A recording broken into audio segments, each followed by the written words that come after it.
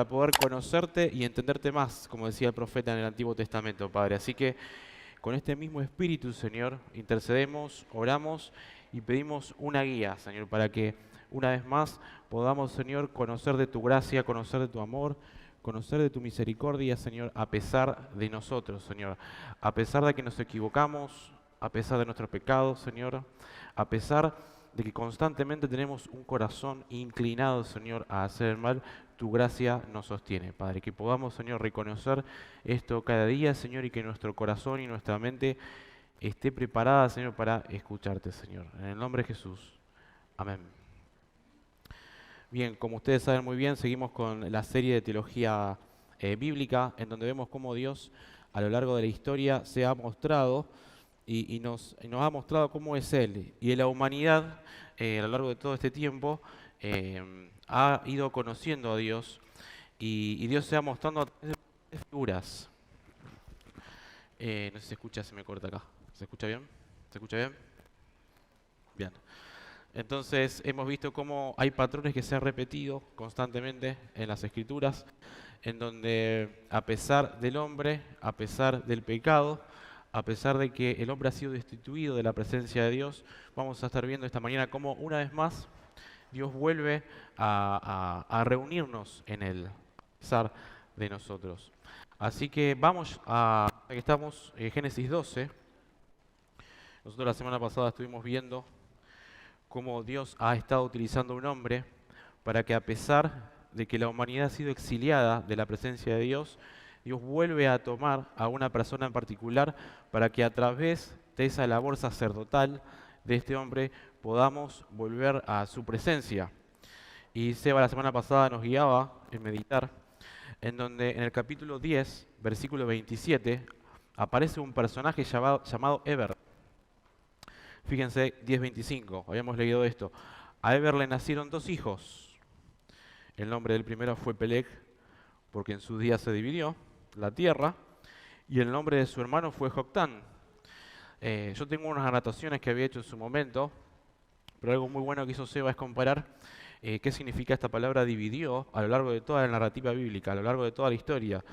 Y evidentemente la palabra dividir no tiene que ver con una cuestión tal vez como podemos pensar nosotros, que se dividieron tierras, o se acuerdan, esto es para los más que les gusta la biología y la geografía, es lo que se conoce como la Pangea. Algunos coincidían con que esta división tiene que ver cuando las tierras se separaron, ¿no? Como que antes la tierra era toda solo un bloque y después se dividieron los continentes. Esa es una de las posiciones, pero hemos estado viendo que no tiene mucho que ver con eso, lo que está diciendo acá el autor en Génesis, sino que está más ligado a una confusión, a una división, podríamos decir división de lenguaje. Entonces acá Peleg, en la época de Peleg, leímos en el versículo 25, dice que hubo una división, hubo una confusión, hubo algo ahí, un acontecimiento realmente importante que produjo esta división. ¿Cuál será esta confusión? Todos ya sabemos de qué está hablando acá el autor de Babel, ¿no? De la Torre de Babel, que de hecho en el capítulo 11, el autor en la narrativa, inspirado por Dios, comienza a contar que hubo una división de lenguas, y más adelante vamos a tocar un poquito más. Pero por un lado entonces, como habíamos leído en el versículo 25, leamos otra vez eso para seguir con el relato, dice, el nombre del primero de los hijos fue Peleg de Eber, 10:25, porque en su día se dividió la tierra, dice. Y el nombre de su hermano fue Joctán. Entonces vemos ahí que hay dos hermanos, o sea, otra vez un patrón que se vuelve a repetir de los hijos, de una simiente por un lado y otra simiente por otro. Y si vemos más abajo los versículos y demás, vemos que de la línea de Joctán, o de la simiente de Joctán, es donde nacen aquellos que se juntaron a querer hacer la Torre de Babel. Entonces ahí vemos toda esta narrativa de Babilonia, ahí lo que sucede. Pero más adelante, en el versículo 10 del capítulo 11, aparece un poco más lo que son la genealogía, o la línea, o la simiente, por parte de Peleg. Y de Peleg viene Abraham. Entonces vemos dos divisiones y dos líneas marcadas que hemos estado observando la semana pasada. Una por parte de aquellas personas que simplemente quieren exaltar su propio nombre, Y por otra línea, por otra parte, vemos de Sem y de Peleg, donde nace y donde viene Abraham. Entonces, en el capítulo 12, arrancamos con nuestra lectura hoy, donde vemos que Dios llama a esta persona, a una persona precisamente ¿para qué? Para que a través de esta labor sacerdotal pueda reunir a todas las naciones, que estamos nosotros, que fuimos exiliados de su presencia, a la tierra de Dios, a su presencia. Capítulo 12, versículo 1 dice, ahora bien, Jehová había dicho a Abraham, vete de tu tierra, de tu parentela y de la casa de tu padre, a la tierra que te mostraré. Y una pregunta que nos podríamos hacer, en este caso, es la siguiente. ¿Por qué en la narrativa, en el capítulo 12, dice acá el autor, que Jehová había dicho a Abraham, vete de tu tierra? ¿Cuál había sido la reacción? ¿Acaso Abraham respondió inmediatamente al llamado de Dios? ¿Qué piensan ustedes? ¿Por qué dice la narrativa había? Tenemos dos caminos para pensar. Cuando uno cuenta una historia, muchas veces dice, hubo una vez, y contás toda la historia, toda la historia. Podríamos tomarlo de ese lado, o podríamos pensar de que probablemente Dios había llamado a Abraham, pero Abraham no había respondido a ese llamado de manera inmediata. ¿Qué pueden pensar ustedes? ¿Se les ocurre algo? ¿Será que Dios responde al llamado de manera inmediata o no?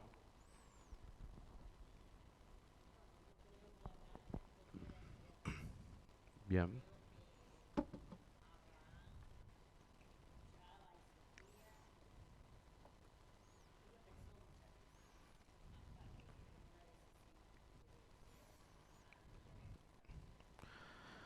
Como dice la hermana, evidentemente no habrá sido una respuesta rápida. Hay una cuestión lógica, que muchas veces uno tiene dudas, inseguridades. ¿Será que Dios me está llamando? ¿Respondo de manera automática y rápida al llamado de Dios?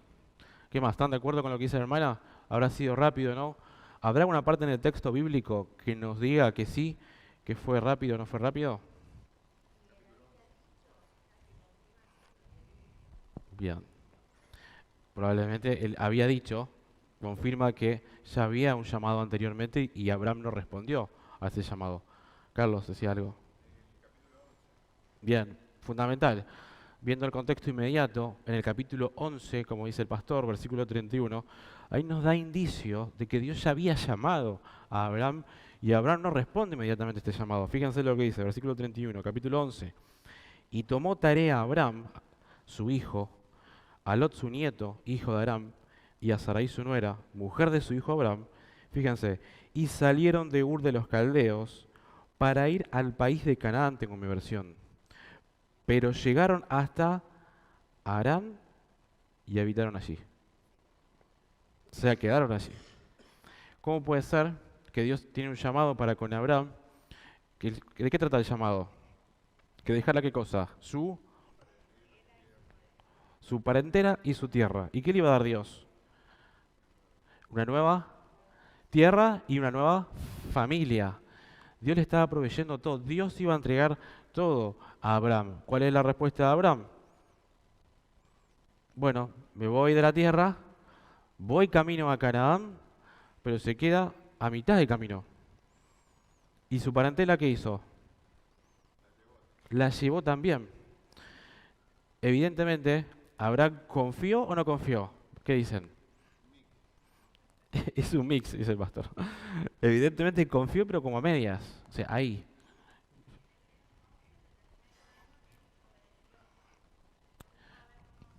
Bien,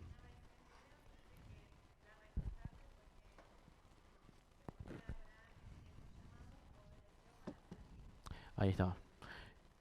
Terminó finalmente, como dice la hermana, obedeciendo. Lo terminó haciendo, ¿no? Qué interesante que podamos tener en cuenta esto, de que a veces estamos en estas situaciones en que nos cuesta confiar en la sabiduría de Dios. Si nosotros venimos con la misma línea de la narrativa del principio de Génesis 1, o sea, vemos que tenía dos caminos Abraham. ¿Qué hace Abraham? Duda. Bueno, sí, es esto. Tomo, pero hasta la mitad, ¿no? Tomar esto de su propia sabiduría, del fruto de la ciencia del bien y el mal. Cree, pero la pregunta del millón, ¿por qué será realmente que Abraham se queda en medio del camino? ¿Se le ocurre algo? ¿Por una cuestión de inseguridad? El texto nos estará diciendo algo, que hubo algo en el medio. ¿Por qué será que Abraham no termina cumpliendo rápido el llamado de Dios?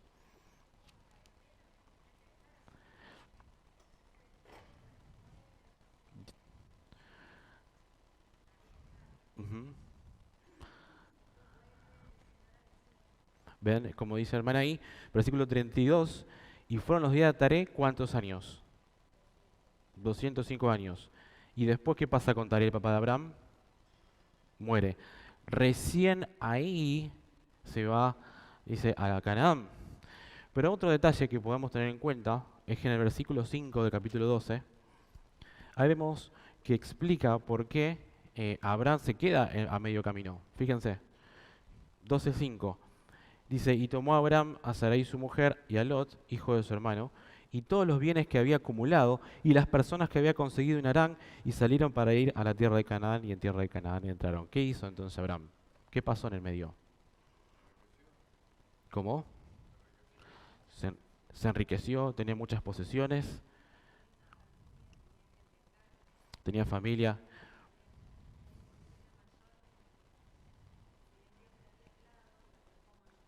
Ujú,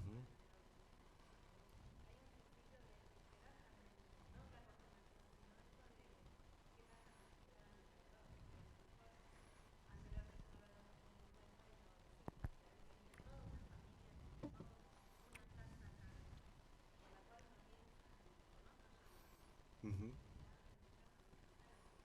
Uno no sale corriendo muchas veces. Y como dice la hermana, hay una cuestión histórica, según la tradición judía. Los judíos explican por qué Abraham no responde inmediatamente al llamado de Dios, así como él tampoco deja su parentela. Hay un libro que menciona a Josué, se llama el libro de Hazar, en donde cuenta la historia que cuando Dios llama a Abraham, ustedes se acuerdan que bueno, Abraham es de Ur de los Caldeos, en Babilonia, con todo el bagaje cultural, y cuenta la historia, esto es historia, es interesante para que entendamos la cabeza del hebreo en aquel tiempo. Dice que cuando Dios llama a Abraham, Abraham en su casa tenía un montón de estatuitas. No, esto es solamente algo histórico que tienen ellos, ¿no? Tiene un montón de estatuas de todos los dioses del momento. Cuando Dios los llama, él entiende que esa estatua no habla ni responde. Entonces, ni escucha. Entonces, cuando habla, en vez de dejar todo, como hoy cuenta la historia, e ir a Canaán, él trata de predicarle al Padre, que haciendo alusión a lo que dice la hermana. Y al predicar al Padre, lo que hace en un momento dado, cuenta la historia que en la casa había un montón de estatuas de todos tamaños. Había chiquititos, grandes y demás. Entonces espera que Taré, el padre de Abraham, se vaya en un momento dado. Entonces lo que hace Abraham empieza a romper todas las estatuas, cuenta la historia, y que salvo una estatua grande. Entonces cuando el padre vuelve a la casa, le pregunta a Abraham qué pasó con todas las estatuas más chicas. Y lo que responde Abraham es, el Dios, este Dios grandote fue el que rompió el resto de los dioses. Imaginen la cara del papá de Abraham, de Taré, no le creyó nada. Dice, mentira, dice, ¿cómo puede ser esto de que haya roto todas las estatuitas, el más grande? Si esto no se mueve, si este no habla, si este no escucha. Y ahí está el punto. Evidentemente Dios, Abraham le dice, se trata que este Dios al que estábamos adorando no escucha, no responde, no hace nada. Pero el Dios que me habló, el que nos llamó, sí, nos dio una promesa. Y entonces es ahí que cuenta la historia, que ahí se va. Pero evidentemente, Abraham no confía del todo en Dios. Abraham tuvo un llamado por parte de Dios, pero quedó ahí, ¿bien? Se quedó en el medio. ¿Y en qué está confiando? Según leímos en el versículo 5, como decían ustedes, lo dijeron recién. En lo que él había ganado. Ujú.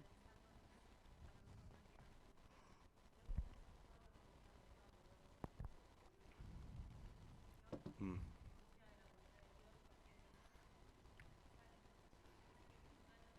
Bien. Ujú. Sí, obviamente. Ujú.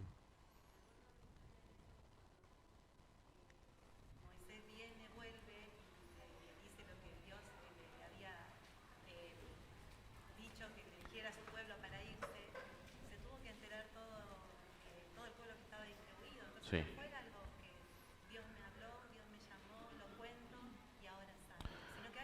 Hay un proceso, es verdad, hay un proceso. ¿Alguno tiene idea de cuánto duró ese proceso? Y mientras lo pensamos, lean, me olvidé decirte que hay un PowerPoint para pasar. Ahí está, ahora en un ratito lo vemos. ¿Cuánto duró ese proceso? Como dice el pastor en el capítulo 11, en el versículo 31, que él sale de Ur de los Caldeos. Sí, Quizá él estaba acostumbrado también se había moldado a cómo era la situación de Ur de los Caldeos. claro, era parte de eso, Era ¿no? parte de eso. Era parte de toda la Tomar cultura. esa decisión de salir de ese lugar Él deja todo de idolatría, eso también fue una decisión importante para todos, Abraham. tal cual, muy importante. Salir de ahí.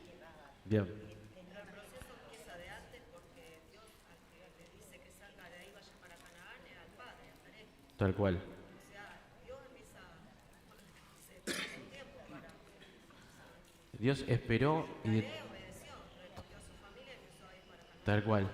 En el medio, en ese proceso, Dios detrás de bambalinas ha estado obrando a pesar de, ¿no? Eso es lo que podemos observar. Entonces, evidentemente, vemos cómo Dios llama a Abraham, como decían ustedes, desde Ur de los Caldeos. Y no podemos negar la similitud que hay con Adán. Adán y Abraham. Ustedes recuerdan que cuando Dios crea a Adán, ¿de dónde toma Dios a Adán? ¿Lo crea desde adentro del jardín del Edén? ¿Está bien? ¿Digo correcto? No, dice, ¿no?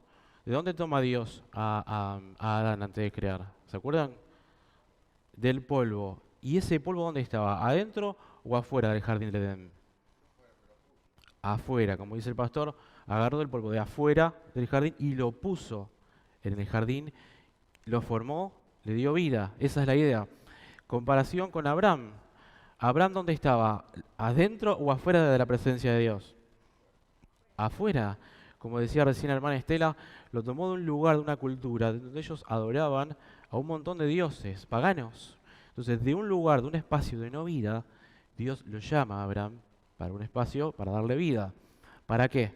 Para que desde ese lugar pueda tener comunión con Dios y a su vez ser qué cosa a las naciones. De bendición, hacer una labor sacerdotal a las naciones. Entonces, sigamos con la lectura en el versículo 2 y 3. Estamos en el capítulo 12. Y vemos cómo es el llamado de Abraham. Y vamos a tener un poco ahí. Dice, y haré de ti, dice Dios, una nación grande, y te bendeciré y engrandeceré tu nombre, y serás bendición. Bendeciré a los que te bendigan, y maldeciré al que te maldiga, y en ti serán benditas todas las familias de la tierra. Sebastián la semana pasada estuvo medio haciendo como un paralelo, lo que es el llamado de Dios a Abraham, en contraste con lo que el hombre al oriente en Babel estaba queriendo hacer. Y en la placa que sigue, en la primera placa que vamos a ver, vamos a analizar esto. Vemos cómo el hombre, cuando quiso construir, siempre tenía su autorreferencia.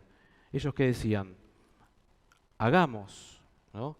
Hagamos una ciudad, hagamos una torre, en contraposición con Dios, con Abraham, que dice, yo haré una nación grande.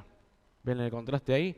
En la placa que sigue podemos ver también que dicen los hombres, hagamos, o hagámonos, sería en este caso, un nombre. Y acá con el llamado de Abraham vemos este contraste nuevamente, que dice, yo haré bendecir y engrandecer tu nombre. Fíjense cómo que lo que Dios hace es perfecto y potenciado en ese sentido. Fíjense en la placa que sigue, que una más de esta parte, que ellos, la motivación de ellos era no ser esparcidos. Ellos querían hacer todo lo contrario a la obra de Dios, pero acá Dios le está diciendo que lo que va a hacer Él mismo es darle descendencia, llenar la tierra, ¿no es cierto? Y después, la parte también, ¿cuál es la motivación? Volviendo atrás, no, perdón, volviendo atrás. Esa es la última. ¿Con qué motivación es la pregunta que nos hacemos, ¿no? Egoísta. ¿No? Lo que ellos estaban haciendo y planteando era un desafío terrenal y temporal, a diferencia del llamado de Dios para con Abraham, que es espiritual y eterno, ¿no es cierto? Quisiera que veamos ahora este contraste, como Seba también explicaba la semana pasada, de que todo lo que hace es Dios. Cuando en el principio en el huerto del Edén, Dios dijo llenar la tierra y multiplicar, de pronto vemos acá el contraste con Abraham, que Dios dice, yo te daré descendencia, yo te voy a dar una tierra, ¿no? Esa diferencia en que Dios hace lo que el hombre evidentemente no puede hacer. Y en este contexto, con esto en mente, me gustaría que me acompañen a a Josué, Josué 24. Y quisiera que hagamos un ejercicio, Josué 24, vamos a leer entonces del 1 al 14, donde vemos que Dios obra en todas las cuestiones a pesar de nosotros. Miren esto, es interesante. Josué ya estaba al final de sus días, ya estaba en la tierra prometida, ya estaba en la tierra que Dios le dijo a Abraham en su momento. Bueno, ahí ya se estaba cumpliendo esta parte. Y en el versículo 1 vamos a leer. Yo quisiera preguntarles, ante que nada, no sé si alguno se anima, aprovechando el ambiental que tenemos acá, a leer algunos versículos. Capaz que algún hermano quiera leer 5 o 6, otro quiera leer 5 o 6. 6 versículos cada uno vamos a hacer. ¿Alguno se anima? Aprovecho a tomar té. 24 del 1 al 6, 1. Y después del 7 al 12. Y la idea, el ejercicio este es que hagamos lo que Dios hace y lo que el hombre hace. Entonces, un poco es tener en cuenta del papel del hombre en el sentido de cómo Dios orquesta todo, ¿no? ¿Quién lee? Del 1 al 6. Gracias. Josué reunió a todas las tribus de Israel en Siquem. Allí convocó a todos los jefes, líderes, jueces y oficiales del pueblo. Todos se reunieron en presencia de Dios. Josué se dirigió a todo el pueblo y les exhortó. Así dice el Señor, Dios de Israel. Hace mucho tiempo sus descendientes, Tehab, y sus hijos, Abraham y Nahor, vivían al otro lado del río Éufrates y adoraban a otros dioses. Pero yo tomé de ese lugar a Abraham, antepasado de ustedes, lo conduje por toda la tierra de Canaán y le di una descendencia numerosa. Primero le di un hijo, Isaac, y a Isaac le di dos hijos, Jacob y Esaú. A Esaú le entregué la serranía de Seir, en tanto que Jacob y sus hijos descendieron a Egipto. Tiempo después envié a Moisés y a Aarón, y herí con plagas a Egipto hasta que los saqué a ustedes. Cuando saqué de ese país a sus descendientes, ustedes llegaron al mar Rojo, y los egipcios los persiguieron con sus carros de guerra y su caballería. Muy bien. Antes de seguir con la lectura, no sé si otro hermano quiere ayudarnos, pero analizar, ¿qué pueden ver acá? ¿Cuántas autorreferencias Dios hace de sí mismo? Todas dicen que yo. Todas, ¿ven? Como dicen, ¿quién llamó a Abraham? ¿No es cierto? Versículo 2. Dios. Versículo 3. Yo tomé vuestro antepasado. Yo hice que anduviera por toda la tierra. Yo multipliqué su descendencia. Le di a Isaac. A Isaac le di a Jacob. Le di la serranía de ser. Envié a Moisés. Herí con plaga de Egipto. Saqué de allí. Versículo saqué. Vemos la cantidad de veces que Dios hace esta autorreferencia, que ahora en breve estaría bueno que analicemos por qué hace esto, ¿no? Versículos 7 al 12. ¿Alguno quiere leer? ¿Algún otro? ¿Voluntario? Y cuando ellos clamaron a Jehová, él puso oscuridad entre vosotros y los egipcios, e hizo venir sobre ellos el mar, el cual los cubrió. Y vuestros ojos vieron lo que hice en Egipto. Después estuvisteis muchos días en el desierto. Yo os introduje en la tierra de los amorreos que habitaban al otro lado del Jordán, los cuales pelearon contra vosotros. Mas yo los entregué en vuestras manos y poseíste su tierra y los destruí de delante de vosotros. Después se levantó Balac, hijo de Zippor, rey de los moabitas, y peleó contra Israel. Y envió a llamar a Balaam, hijo de Beor, para que os maldijese. Mas yo no quise escuchar a Balaam, por lo cual os bendijo repetidamente y os libré de sus manos. Pasasteis el Jordán y vinisteis a Jericó, y los moradores de Jericó pelearon contra vosotros. los amorreos, fereceos, cananeos, eteos, gergeseos, heveos y jebuseos, y yo los entregué en vuestras manos. Muy bien, muchas gracias. Entonces, ¿qué pasó ahí? Bien. ¿Por qué será que Dios hace constantemente este punto, esta autorreferencia? Y se olvidarán. ¿Se olvidarán? Muy bien, buen punto. Parece que el pueblo de Israel se olvida. Quería dejar claro que era él el que estaba dirigiendo todo. Él es el que está dirigiendo todo, dice Isabel. Quiere dejar en claro eso. ¿Qué más? ¿Se ocurre algo más? Quería asegurarles que él era el que iba a pelear por ellos siempre. Que no sientan orgullo.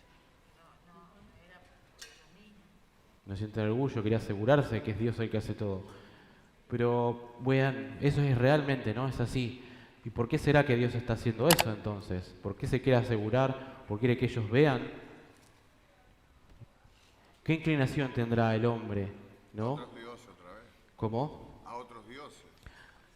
Porque siempre tendían a abandonar a Jehová y servir a otros dioses. José le dice en el 23, déjense de los ídolos ajenos que todavía conservan. Ahí está. O sea, y hay una parte donde dice Josué, yo y mi casa serviremos a Jehová. Bien. Hagan ustedes como bien les parezca. Entonces, creo que el pueblo, mirando a las otras poblaciones no israelitas, no monoteístas, muchas veces se desviaban y el Señor siempre les recordaba que todo lo que habían logrado había sido Por Él. y a través de Él. Y a través de Él. Tal cual. Amén, ¿no? Además, yo sabía que este pueblo siempre era un pueblo olvidadizo. Sí. Siempre se había olvidado de todo lo que él había hecho en el desierto. Él le tenía que recordar Bien. siempre porque era un pueblo murmurador y olvidadizo. Y a veces En Jueces, después de eso, ¿qué pasa ahí? ¿Se acuerda el pueblo de Israel de Dios o no? Se olvida, ¿no? Se olvida. Todo el libro de jueces es controlar, suprimir a cada rato. Se olvidaban, volvían. Como dice Isabel, constantemente se olvidaban, Dios permitía que los pueblos aledaños atacaran y ellos oprimidos se acuerdan de Dios, Dios levanta un juez. Y así la historia de jueces constantemente se olvidan de Dios. Evidentemente, como decían ustedes, el propósito por el cual Dios está diciendo esto no es simplemente para vanagloriarse a sí mismo o para simplemente querer demostrar nada, sino es que para que ellos tengan confianza en aquel que hace todas las cosas. Es Dios el que llamó a Abraham, es Dios el que da la vida, el Dios que le otorgó la tierra, es Dios el que cuidó a todo el pueblo en el desierto. ¿A qué llama entonces Dios a Abraham? A que confíen en su sabiduría y no en la de ellos mismos. ¿Y eso qué es lo que produce en el pueblo de Israel? ¿O qué es lo que debería producir? Lo que dice en el versículo 14. Fíjense, estamos en Josué 24:14 ahora. Ahora pues, temed a Jehová y servidle con integridad y en verdad. Y apartar, que recién decía Carlos, los dioses a los cuales sirvieron vuestros padres en la otra parte del río en Egipto y servir a Jehová. Evidentemente, el conocer más a Dios, el conocer de su poder, de su autoridad, de la vida, que Él es el que otorga la vida, nos lleva a nosotros a vivir una vida de temor a Dios, de servicio, de integridad. Entonces, constantemente lo que hace Josué en sus últimos días, antes de su muerte, es recordar lo que Dios hace, lo que Dios hizo, cómo Dios está orquestando detrás de bambalina cada situación a pesar de nosotros. A pesar de que Abraham se quedó a mitad de camino, a pesar de que Abraham no estaba confiando en la sabiduría de Dios, sino en su propia sabiduría. Porque como habíamos leído recién y ustedes observaban, Abraham estaba llenándose los bolsillos a mitad del camino, cuando Dios lo había llamado. ¿No? Volvamos otra vez al capítulo 12 de Génesis. Sigamos con la narrativa. Vamos a leer del 4 al 7. Se fue entonces Abraham con Jehová, como Jehová le había hablado, y Lot fue con él. Y era Abraham de 75 años cuando salió de Aram. Y tomó a Abraham a Sarai su mujer, que esto ya lo habíamos leído, y a Lot, hijo de su hermano, y todos los bienes que había acumulado, y las personas que habían conseguido en Aram, y salieron para ir a la tierra de Canaán, y en tierra de Canaán entraron. Y atravesó Abraham aquella tierra hasta el lugar de Siquem, hasta el encinar de Moré, y el cananeo estaba entonces en aquella tierra. Y apareció Jehová a Abraham y dijo: a tu descendencia daré esta tierra. Entonces edificó allí un altar a Jehová que se le había aparecido. Bueno, ¿qué pasó entonces? Llegó a Canaán, a la tierra que Dios le había mostrado. ¿Y qué hizo Abraham inmediatamente? Leemos en el texto. Edificó un altar. ¿Y qué significará eso? ¿No? Muy bien. Reconocer. Acto de adoración a Dios. Está exaltando el nombre de Dios. Dios estaba cumpliendo la promesa, Dios estaba cumpliendo con su pacto, a pesar de Abraham. ¿Ven? Y es interesante esta observación, porque no es en vano que el autor en esta narrativa está diciendo cuál era el contexto en el cual Dios había hablado y había aparecido. ¿Cuál era el contexto? ¿Qué dice? ¿Dónde estaba él? Dice: atravesó Abraham aquella tierra, ¿hasta qué lugar? Hasta la encina de Siquem. ¿Está Siquem? ¿Qué hay en Siquem? Dice ahí. Encinas. ¿Qué es una encina? Un árbol. Una especie de pino, de roble, de árbol. ¿Y qué dice? ¿Que había una encina ahí? sí, donde se encuentra la encina sagrada de More. Bien, en esa versión dice como que si fuera una. ¿Pero es una encina? Yo tengo acá como otra palabra. ¿Qué hay? Está el encinar. O sea, encinar habla de una cuestión de plural, ¿no? O sea, hay como, podríamos decir, un espacio o un lugar lleno de robles o de árboles, ¿ven? La idea. Es como un bosquecito, ¿cómo? Bien. La encina sagrada de Moré es un lugar, un espacio, donde está lleno de árboles. ¿Qué les suena a esto? Al Edén, ¿ven? Entonces Dios lo saca, en esta misma idea otra vez, ¿no? El patrón, Dios, sí. ¿Cómo? ¿Por qué era sagrado? Vamos a responder la pregunta de Carlos, es interesante. ¿Qué dice ahí el texto? ¿Por qué era sagrado? Bien, pero nosotros sí podemos deducir. ¿Por qué era sagrado? ¿Qué pasó ahí? Apareció Jehová. ¿Ven? ¿Ven esta unión, este patrón que se repite en un bosque, en un jardín? O sea, los árboles, los encinares en aquel momento podían llegar a tener hasta 8 metros de circunferencia. O sea, gigante en los árboles de ahí. O sea, era un bosque literal. O sea, cuando llega Abraham a Canaán, Abraham se va hasta el bosque.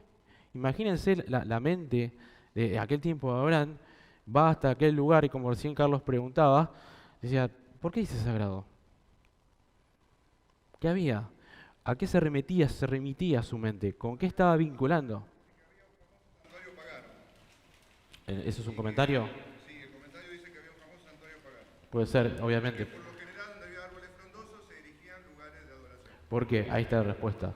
¿Canaán era una tierra ya conquistada por Dios? En ese momento cuando Abraham llega. No. ¿Qué había ahí? Que lo leyó recién. Estaban los anaseos, estaban los gigantes, estaban todas las culturas paganas. O sea, Dios después lo que hace evidentemente es sacar todo eso. Leímos recién en Josué, que leyó recién Iris, que Dios saca a todos los cananeos, los amorreos, los heteos y toda la lista larga. Así que cuando Abraham llega a aquel lugar, todavía estaba ahí, estaba como arrancando todo, digamos. Entonces vemos esta situación donde Dios le habla a Abraham, Dios se le aparece a Abraham justamente en un lugar donde, sin querer, es como un bosquecito, ¿no? Un espacio específico, una tierra. Y esto se repite, este patrón, en el capítulo 13, versículo 18. Fíjense, la misma idea. Capítulo 13, Génesis 13, 18. Dice: entonces Abraham alzó su tienda, se fue y habitó en el encinar de Mamre, que está en Hebrón, y allí edificó un altar a Jehová. ¿Ven lo mismo? Un encinar, en este caso en la región de Mamre. En el otro era otra región, pero acá también hay un encinar, un espacio lleno, un bosquecito de robles, en donde Abraham levanta un altar, edifica un altar. Al igual que en el capítulo 18, vemos este mismo patrón, en el versículo 1, fíjense 18.1, dice: después se le apareció Jehová en el encinar de Mamre, estando él sentado a la puerta de la tienda en el más intenso calor del día. Otra vez, ¿dónde se aparece Dios? ¿Dónde se edifica un altar? Ahí, en un bosquecito de robles. Ven la misma idea, el mismo patrón de Dios sacando al hombre, ¿no es cierto?, de un lugar fuera de la no vida para generar una tierra, un espacio en donde Dios pueda recrearse con el hombre. ¿Ven ahí? Dice Pedro que la escritura es la palabra profética más segura. Sí. Y cuando yo veo siempre todo eso, ¿no? Del monte y de todo, y el altar, también Dios me está hablando a mí de que un día en ese lugar, en Marred, Sí. va a levantar de un madero Exacto. a Al Salvador. Un sacrificio, como dice la hermana Estela, perfecto, donde iba realmente a exaltar el nombre del Señor. Muy bien, amén. Llegamos al final, ahí ya se cerró Estela. Perfecto. Sigamos que ya estamos terminando, estamos pasados. Versículo 8, 12, 8.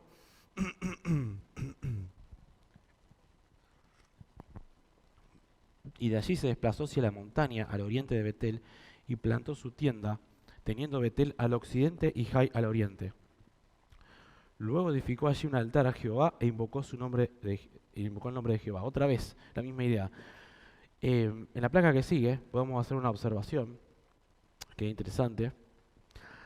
Que evidentemente el autor quiere dejarnos un mensaje específico ahí donde Abraham puso o edificó un altar. Hay ciertos detalles que son, pareciera que estuvieran de más tal vez, pero quisiera leerle un comentario de Michael Morales respecto a este versículo que dice así: estos detalles atípicamente precisos no son gratuitos, sino que sirven más bien para continuar con el motivo oriente y occidente. Dice, hacia el oriente del santuario de Dios se encuentra la ciudad del hombre en ruinas. Ahora explicamos esto. De manera similar, las ciudades del oriente elegidas por Lot, Sodoma y Gomorra, terminaron en ruinas. Nos cuenta el autor, inspirado por Dios, que Abraham pone un altar ahí en un monte, como recién Estela también mencionaba, entre dos puntos cardinales que son fundamentales a lo largo de toda la narrativa en la historia. ¿Entre qué y qué? Dice el texto. Al oriente, ¿qué hay? Una ciudad, dice ciudad de Jai, tengo esta versión. La palabra Jai significa ruinas. Y al occidente está Betel, la casa de Dios. ¿Por qué será que el autor está queriendo darnos estos detalles, como dice acá el comentarista, atípicamente precisos? ¿Cuál es la imagen que está dejándonos en claro? ¿Qué hay al oriente siempre? Cada vez que la narrativa se refiere al oriente. ¿A qué se refiere la palabra? ¿Qué se acuerdan? Rebelión. ¿No? ¿Qué más? ¿Qué hay al oriente siempre? Confusión. Cuando Adán y Eva se fueron del jardín del Edén, ¿para dónde fueron? Para el oriente. ¿Qué implica estar en el oriente? ¿Cerca o lejos de Dios? Es como dice Carlos. Cerca, lejos de Dios, perdón. Entonces, evidentemente acá está diciendo que él puso un altar, Abraham, que de un lado está la ciudad de Jai, que significa ruinas. Entonces, el mensaje que el autor está queriéndonos dejar acá con esto es que estar lejos de Dios, lejos de su presencia, hacia el oriente, ¿qué es lo que produce? Ruinas. ¿Ven la idea? ¿Qué hay en el oriente? ¿A dónde pone su campamento Lot? Hacia el oriente. Fíjense en el capítulo, a ver dónde lo tengo.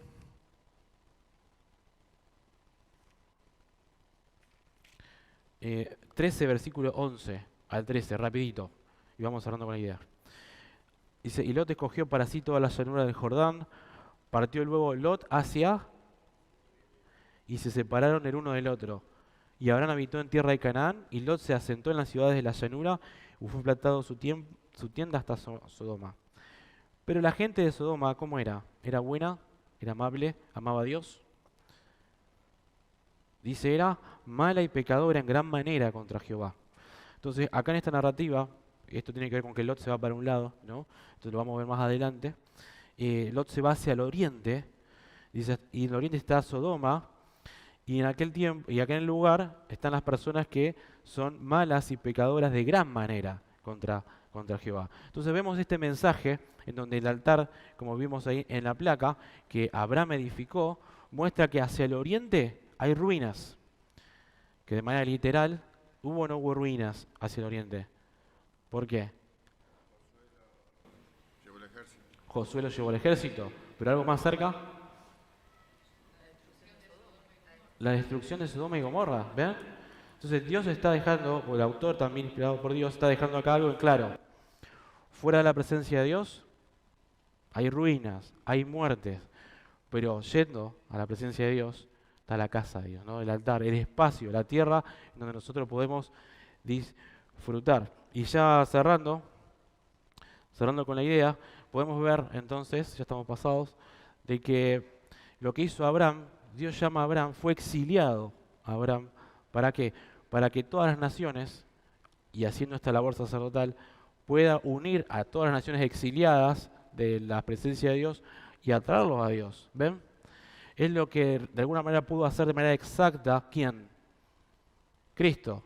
Cristo fue exiliado, podríamos decir, del cielo, de la presencia, en nuestro nombre, para que todas las naciones puedan ser unidas y vueltas a esta tierra, a este espacio y a su presencia. Evidentemente no sabemos por ahí cuál es nuestra situación particular de cada uno. Probablemente estamos como Abraham, que Dios nos llamó, pero estamos todavía pensando en las cosas de la tierra, estamos atados en las cosas de acá, estamos eligiendo tomar el fruto de la ciencia, del bien y del mal, cuando lo más importante y lo más sabio para nosotros es poder morir a lo que nosotros pensamos que es sabio y tomar del árbol de la vida. Amén. O probablemente estamos como en el caso de Lot, que Lot dice que fue haciendo sus campañas, leímos recién, y se iba cada vez más al oriente, donde estaba Sodoma y Gomorra, y tal vez no nos damos cuenta. Sea cual sea nuestra situación en particular, sabemos que la respuesta es la cruz.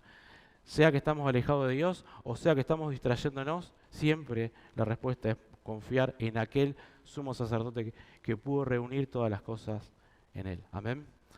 Oramos. Señor, te damos gracias, Padre, por este tiempo, Señor, que podemos una vez más, como decimos, poder escuchar tu voz e entenderte un poco más, encontrar y encaminarnos, Señor. Saber cuál es nuestra situación espiritual frente a vos, Señor, sabiendo que a pesar de nosotros, a pesar de que nuestro corazón muchas veces se inclina a tomar del árbol de la ciencia del bien y del mal, tu gracia y tu misericordia está siempre detrás de bambalinas para traernos a vos, Señor. Padre, te bendecimos y te damos gracias. En el nombre de Jesús, amén.